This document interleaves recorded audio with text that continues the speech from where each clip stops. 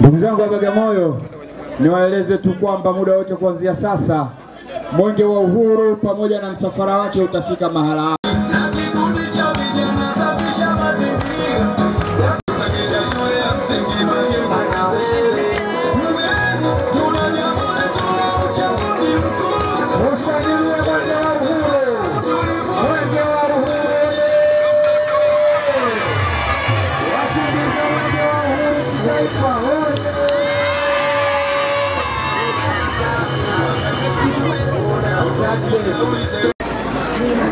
Asante.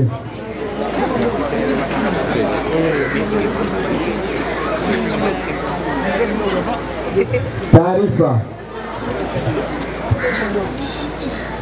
Ifuatayo ni taarifa ya mradi wa ununuzi wa boti kwa ajili ya shughuli za doria na ukaguzi baharini kwa kiongozi wa mbio za Mwenge wa Uhuru kitaifa tarehe 8 Aprili 2025.